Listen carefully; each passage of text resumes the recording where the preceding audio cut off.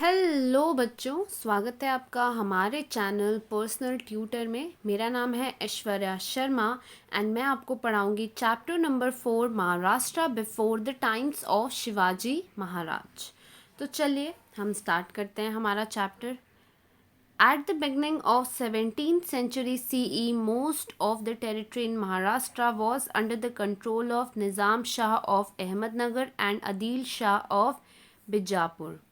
तो जब 17th century CE start हुई थी तो ऐसा हुआ था कि महाराष्ट्र की लगभग जो टेरिटरीज थी वो या तो निज़ाम शाह ऑफ अहमदनगर के अंडर थी या तो अदील शाह ऑफ बीजापुर के अंडर थी। The Mughals had entered Khandesh. Their objective was to expand their power in the south. There were settlements of Siddhi people who had come from Africa along the coastline of Konkan। तो हमारी जो country है वो completely बाहर के invaders से भर चुकी थी। जो मुगल्स थे वो खानदेश में एंटर कर चुके थे और उनका ऑब्जेक्टिव था कि वो साउथ में अपनी जो पावर है वो एक्सपेंड कर दे। कुछ सिद्धि पीपल भी हमारे इंडिया में एग्जिस्ट करते थे जो कि अफ्रीका से आए थे, जो कोस्ट लाइन ऑफ कोनकान में रुके हुए थे। The competition and conflict among the Portuguese, the British, the French, and the Dutch who had come from Europe was getting intense during this period. There was stiff competition among them to capture the markets for trade। और कुछ ऐसे अलग अलग communities थी जिनके बीच competition भी हो रहा था और कॉन्फ्लिक्ट भी हो रहा था जो बाहर की थी, जैसे पोर्तुगीज़ हो गए, ब्रिटिशर्स हो गए, फ्रेंच हो गए, डच हो गए, जो सारे यूरोप से आए थे। इन सब का जो ट्रेडिंग है वो इंडिया में बढ़ते जा रहा था और जो मार्केट है उसमें बहुत स्ट्रॉन्ग कंपटीशन था इन सब के बीच। The Portuguese had already established their rule in Goa and Vasai on western coastline. The British, the Dutch and the French had found an entry through the medium of trading companies by setting up factories. All these powers assessed the strength of other powers, kept themselves safe and tried to dominate as much as possible। जो Portuguese आए थे already वो गोवा में rule कर ही रहे थे, साथ ही साथ वसाई में भी रूल कर रहे थे जो कि वेस्टर्न कोस्ट लाइन में है। जो ब्रिटिशर्स थे, डच थे और फ्रेंच थे, उन्हें भी ट्रेडिंग के मीडियम से, मतलब इंडिया में बिजनेस करने, ट्रेड करने के मीडियम से हमारे देश में एंट्री मिल चुकी थी और ये अपनी फैक्ट्री सेटअप करने लग गए थे। ये जितने भी पावर्स थे ये एक एक जगह को कैप्चर करते थे, उनकी पावर छीन लेते थे, अपने आप को सेफ रखते थे और दूसरों को जितना डोमिनेट कर सके उतना ये डोमिनेट करते थे। This conflict had created instability and insecurity in Maharashtra. These different people from Europe were called Topkar on the basis of their customary headgear। ये जितने भी लोग थे जो महाराष्ट्र में घुसने की कोशिश कर रहे थे, ट्रेडिंग करने की कोशिश कर रहे थे और कॉन्फ्लिक्ट्स लेकर आ रहे थे, इन लोगों ने महाराष्ट्र में बहुत इंस्टेबिलिटी और इनसिक्योरिटी ले आई थी। मतलब अब महाराष्ट्र स्टेबल नहीं था, कहीं कोई राज कर रहा है, कहीं कोई राज कर रहा है, कोई रूल फिक्स नहीं है और सिक्योर भी नहीं था साथ ही साथ। और ये जो अलग अलग लोग थे जो यूरोप से आए थे इन्हें तोपकार कहा जाता था। It is necessary to get acquainted with the village Moja, Kasba and Pargana to understand the nature of settlements in that period, as also of the officers that formed a link between the rulers and their subjects, and also the markets and the craftsmen। Pargana was made up of many villages। तो हम जानेंगे यहाँ के villages के बारे में, acquainted होंगे, मतलब हमें थोड़ा बहुत नॉलेज दिया जाएगा अबाउट द विलेजेस, जिसे मौजा कहा जाता था, कस्बा के बारे में और पारगना के बारे में। इससे हमें समझ में आएगा कि उस समय सेटलमेंट कैसा था, कहाँ कैसे लोग किस तरीके से रहते थे। हम जानेंगे ऑफिसर्स के बारे में, जो रूलर्स, जो राजा थे और उनकी जो प्रजा थी उनके बीच में ये लिंक थे। साथ ही साथ हम मार्केट्स के बारे में जानेंगे और वहाँ के जो क्राफ्टमैन्स थे उनके बारे में जानेंगे। तो सबसे पहले पारगना। पारगना जो था बहुत सारे विलेजेस से मिलके बना हुआ था। Generally the headquarters of a pargana was called kasba. A village smaller than a kasba was called mauja. Let us get acquainted in brief with villages kasba and pargana respectively. तो जैसे आपको बताया गया बहुत सारे विलेजेस जब होते थे उसे कहा जाता था पारगना और जो हेड क्वार्टर होता था पारगना का उसे कहा जाता था कस्बा। और जो कस्बा होता था, एक्चुअली हम जो हेड क्वार्टर की बात करें, हेड क्वार्टर मतलब कोई ऑफिस नहीं होता था, किसी एक विलेज को हेड क्वार्टर डिक्लेयर कर दिया जाता था जिसे कस्बा कहा जाता था। और जो कस्बा से भी छोटे विलेजेस होते थे उसे मौजा कहा जाता था। तो अभी हम आगे विलेज, कस्बा और पारगना के बारे में ब्रीफ में पढ़ेंगे। Firstly, village Moja. Most of the people lived in village. A village was also called Moja. The chief of the village was the Patil. He used to try to bring maximum land under cultivation. When there was any dispute in the village, the Patil resolved it and made peace. Again हम आ जाते हैं village पे। Maximum लोग जो थे वो villages में ही रहा करते थे और इन विलेजेस को कहा जाता था मौजा। जो चीफ ऑफ द विलेज होता था, उस समय किसी तरह का सरपंच नहीं हुआ करता था, लोग अपने हिसाब से अपना एडमिनिस्ट्रेशन सेट करते थे। तो जो चीफ ऑफ द विलेज होता था उसे कहा जाता था पाटिल। और वो ये ट्राई करता था कि उसके गांव का जो मैक्सिमम लैंड है वो कल्टीवेशन में जाए, मतलब अच्छे से एग्रीकल्चर हो उसके गांव में और मैक्सिमम लैंड से कल्टीवेशन हो और वो फिर मार्केट में सेल हो। और जब कोई भी डिस्प्यूट होता था विलेज में, किसी तरह की लड़ाई झगड़ा कॉन्फ्लिक्ट होता था, तो पाटिल ही रिजॉल्व करते थे और वही पीस लेकर आते थे। A Kulkarni helped the Patil in his work. The Kulkarni kept the record of the revenue that was collected.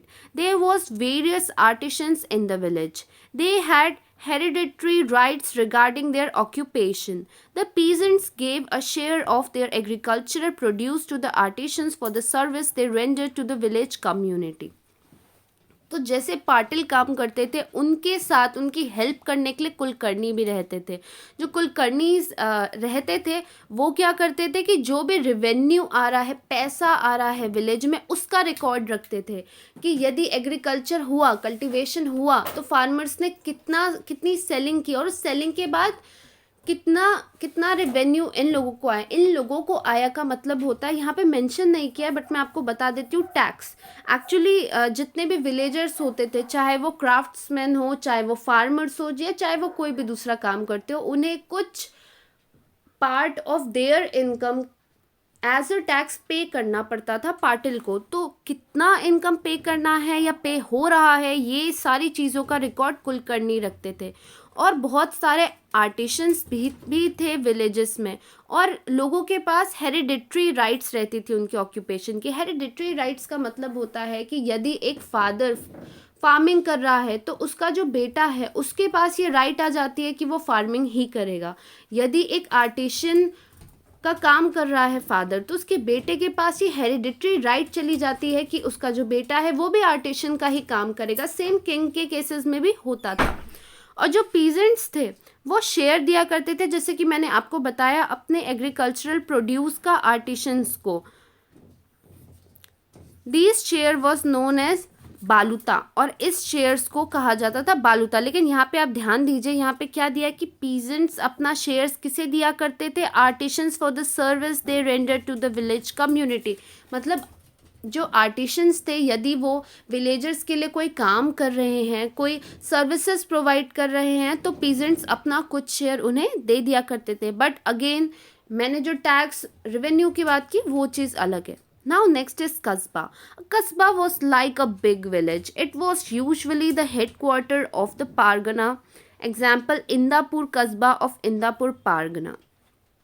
तो कस्बा क्या होता था? एक बड़ा सा विलेज हुआ करता था जो यूजुअली हेड क्वार्टर हुआ करता था पारगना का। पारगना अगेन मैंने आपको बताया अभी, पारगना मतलब जहाँ पे बहुत सारे विलेजेस मिलके एक पारगना बनाते हैं। जैसे हम हमारे लैंग्वेज या आज की सिचुएशन में बोले तो कह सकते हैं डिस्ट्रिक्ट। बहुत सारे गांव मिलके एक डिस्ट्रिक्ट फॉर्म करते हैं। That was called pargana at that time.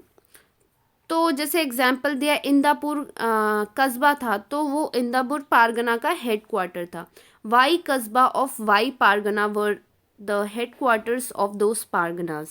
Agriculture was the main occupation. There were skilled artisans like carpenters, blacksmiths, etc. in a kasbah. There was usually a market adjacent to Kasbah. The Sheet and Mahajan were the वतनदार्स और the pet. तो Y कस्बा हो गया, Y पारगना हो गया, ये head quarters थे पारगना के. और मेन गांव के ऑक्यूपेशंस एग्रीकल्चर हुआ करते थे. कुछ स्किल्ड आर्टिशंस भी थे, जैसे कारपेंटर्स थे, ब्लैक स्मिथ्स भी थे कस्बा में. और यूजुअली एक मार्केट हुआ करता था जिसे कहा जाता था पेट, जो एडजेसेंट होता था कस्बा से. और जो शेटे और महाजन हुआ करते थे वो होते थे watandars of the peth. Every village did not necessarily have a pet. The setting up of a pet was the job of Shetes and Mahajanas. For that, they received some land from the government and some rights from the villagers. और जैसे मैंने आपको बताया, जो शेटे और महाजन हुआ करते थे, ये सब कौन हुआ करते थे? वतनदार्स ऑफ द पेट हुआ करते थे, मतलब जो मार्केट होता था उसके. और हर विलेज में पेट नहीं हुआ करता था, मार्केट नहीं हुआ करता था. और उस मार्केट की सेटिंग कैसे होगी, ये काम होता था शेटेज एंड महाजनास का. और इस चीज़ के लिए उन्हें गवर्नमेंट से लैंड भी मिलता था और कुछ पर्टिकुलर राइट्स भी मिलते थे. और जो उस पेट का अकाउंट्स था, कितना पैसा आ रहा है जा रहा है, इस सब को मेंटेन करने का काम भी महाजन का ही होता था. As per the orders of Veer Mata Jajabai, a pet was established in Pashan near Pune. It was called Jijapur. Malpura, Khelpura, Paraspura, Vitharpura in Aurangabad are also new pets established in the name of Maloji, Kheloji, Parasoji and Vithoji respectively. Shivpur, adjacent to Khed, was a pet established in the name of Shivaji Maharaj.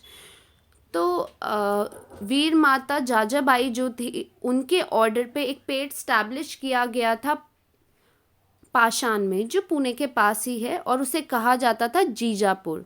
Then Malpura, खेलपुरा, पारसपुरा, विठापुरा, इन सारी जगहों पे जो कि औरंगजेब पे हैं, अलग अलग नए नए पेट स्टैब्लिश किए गए थे in the name of Maloji, Kheloji, Parasoji, Vithoji.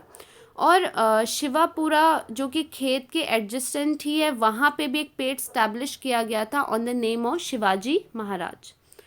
Now पारगना.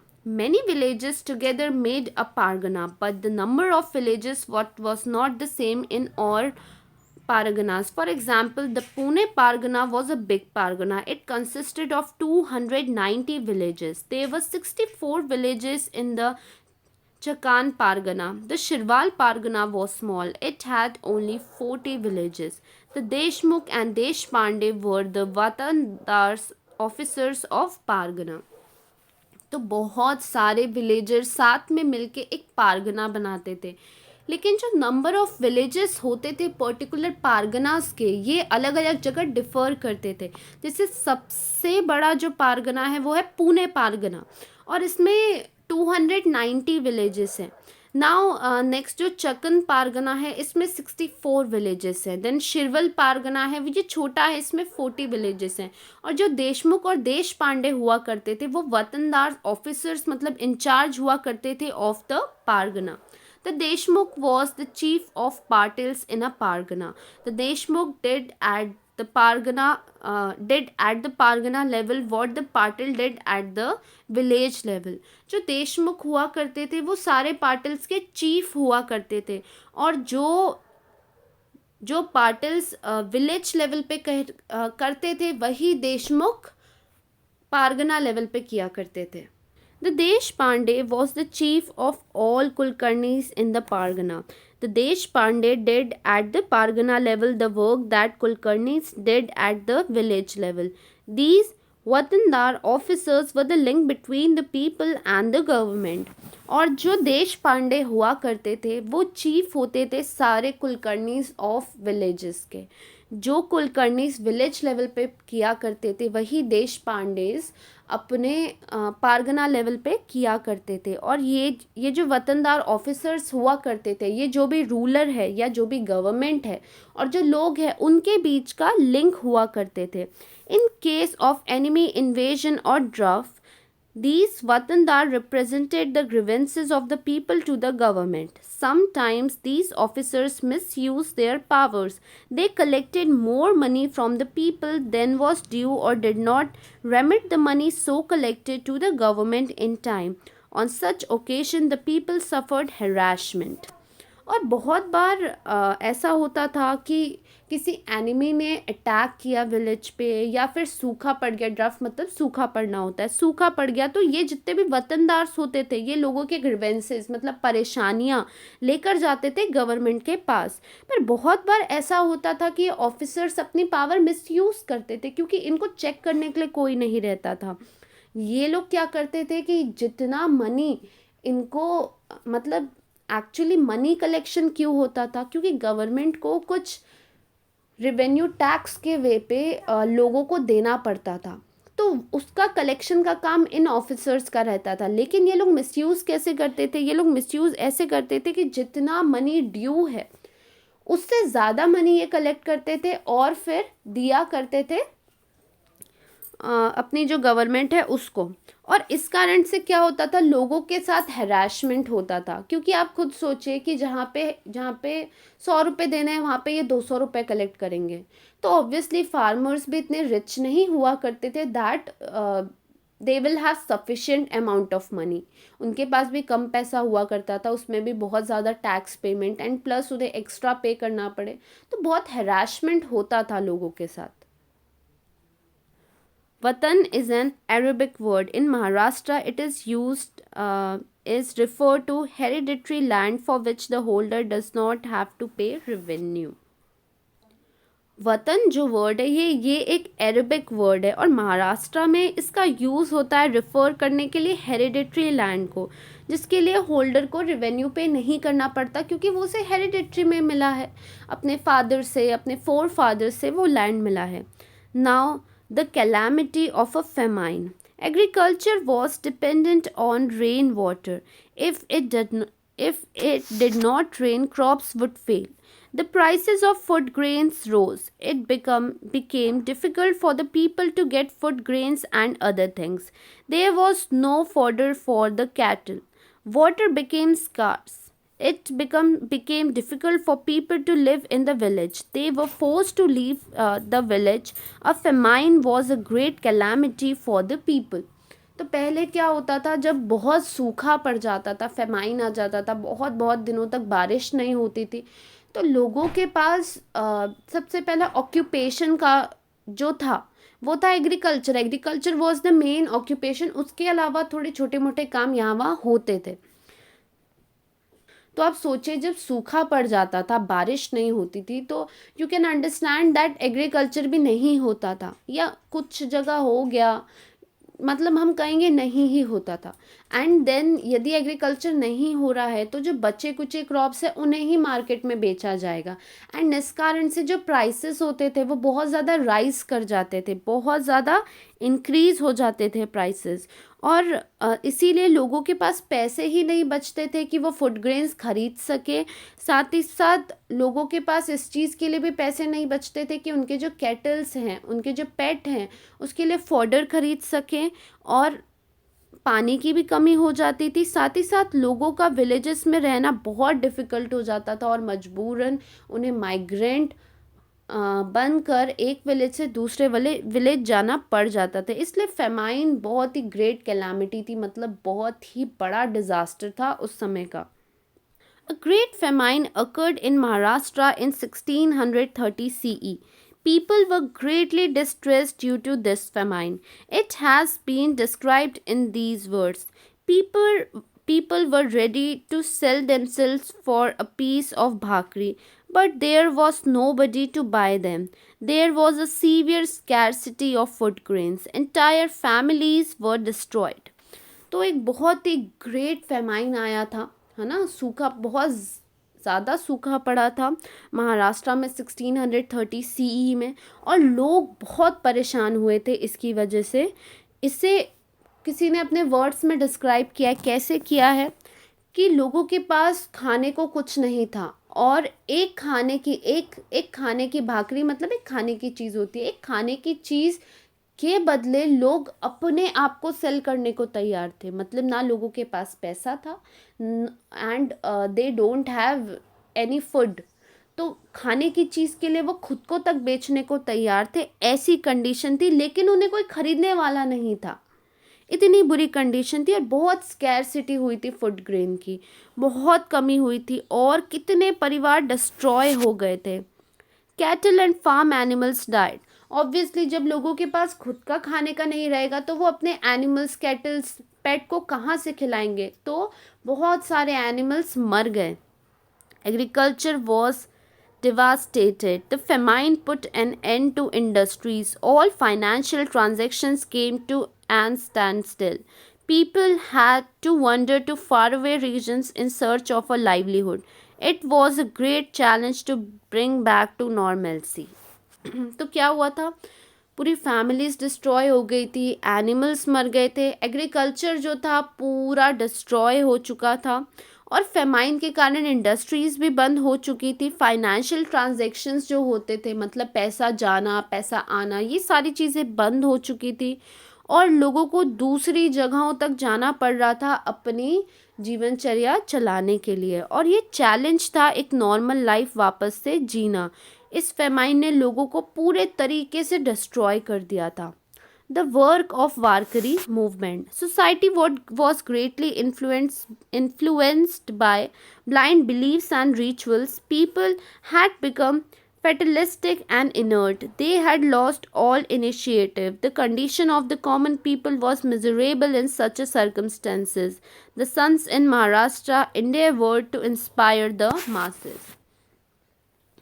तो ये ऐसा समय था कि लोग ब्लाइंड बिलीव्स और रिचुअल्स पे मानने लग गए थे। क्योंकि होता है ना, जब आपके पास कोई सोर्स नहीं बचता है तो आपको कोई थोड़ा सा भी आसरा दिखाए, चाहे वो किसी सुपरस्टिशन, किसी अंधविश्वास की चीज़ों का ही क्यों ना दिखाए, पर आप मान जाते हो क्योंकि आपके पास कोई सोर्स नहीं बचा है। तो उस समय यही चीज़ें हो रही थी कि लोग ऐसी चीज़ों पे मानने लगे थे जो शायद एग्जिस्ट भी नहीं करती, और किसी तरह का इनिशिएटिव लॉस्ट कर चुके थे। मतलब अब नॉर्मल होने का कोई तरीका नहीं था। क्योंकि सबसे बड़ी बात क्या होती है, देखो आज का जैसा टाइम है, आज यदि इस तरीके का फेमाइन आएगा तो जो गवर्नमेंट है वो लोगों का सपोर्ट करेगी, क्योंकि हमारी जो गवर्नमेंट है that is for welfare of the people, तो वो लोगों का सपोर्ट करेगी। लेकिन ये जिस समय की बात हो रही है, उस समय की गवर्नमेंट लोगों की गवर्नमेंट नहीं थी। उस समय की गवर्नमेंट को मतलब लोगों से इतना ही था कि लोगों से रेवेन्यू मिल जाए, बस दैट्स इट।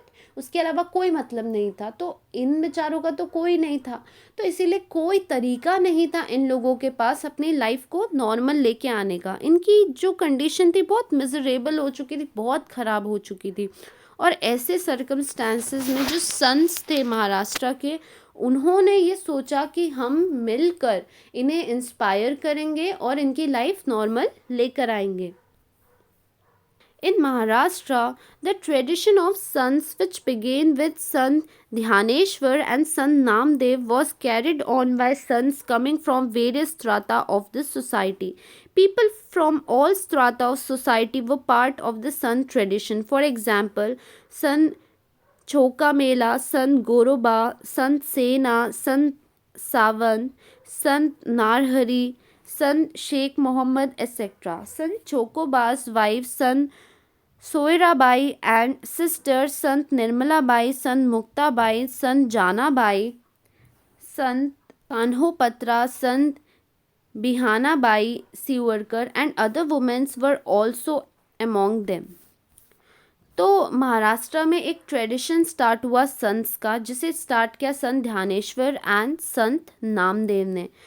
और इनके साथ साथ हर स्त्राता, हर सेक्शन ऑफ सोसाइटी से जो अलग अलग संत थे वो आ गए, और उन्होंने ये जो संत मूवमेंट था, हमें इसे मूवमेंट ही कह सकते हैं, इसे ज्वाइन कर लिया। तो इसमें बहुत सारे संत आए थे, जैसे संत छोका मेला, संत गोरोबा, संत सेना, संत सावता, संत नारहरी, संत शेख मोहम्मद, और संत छोकोबा की जो वाइफ थी संत सोयारबाई, और उनकी जो बहन थी संत Nirmala by, Sant Muktabai, Sant Janabai and संत कान्होपत्रा, संत भीना भाई सिउरकर, और बहुत सारी वुमेंस थी। इन सब ने ये जो मूवमेंट था जिसमें सारे संत इंस्पायर कर रहे थे लोगों की, उनकी लाइफ नॉर्मल लाने की कोशिश कर रहे थे, इस मूवमेंट को ज्वाइन किया। Pandharpur was at the center of Sant movement. Vitthal was the object of their worship. On the banks of the river Chandrabhaga at Pandharpur, the sons and pilgrimage used to rejoice in the devotion. Their equality was propagated through bhajan, kirtan and unity mills. तो महाराष्ट्र में जो जो पांद्रापुर था वही centre था ये संत movement का। ये जिस गॉड को प्रमोट करते थे वो थे विट्ठल, जो कि कृष्ण जी को ही कहा जाता है। और रिवर बैंक ऑफ चंद्रभागा और पांड्रापुर में ये लोग अपने जो भी काउंसिल बैठाते थे या जो भी ये लोग भजन कीर्तन किया करते थे, साथ में खाना खाया करते थे, ये सब इन्हीं जगहों में होता था। और यहाँ पे ये लोगों से डिवोशन टू गॉड की बात करते थे कि भगवान की तरफ डिवोटेड हो जाओ, उनकी पूजा करो और उन्हें अपना अपना लव दिखाओ, अपना उनसे ये प्रे करो कि तुम्हारे साथ सब ठीक हो जाए। ये सारी चीज़ें वो लोगों को सिखाया करते थे और इस तरीके से उन लोगों ने लोगों की हेल्प की, लोगों को थोड़ा नॉर्मल करने की कोशिश की। साथ ही साथ खाना भी प्रोवाइड होता था ताकि वो लोग अच्छे से खा सके और एक नॉर्मल लाइफ उनके लाने की कोशिश की गई। इस लेक्चर के लिए इतना ही। आगे का जो है हम वो पढ़ेंगे नेक्स्ट लेक्चर में। तो यदि आपको कोई भी डाउट हो तो आप हमें पूछ सकते हैं कमेंट सेक्शन पे। साथ ही साथ मैं अगेन आपको कहूँगी कि ये चैप्टर भी बहुत इंटरेस्टिंग है, just give it a read and thank you for watching.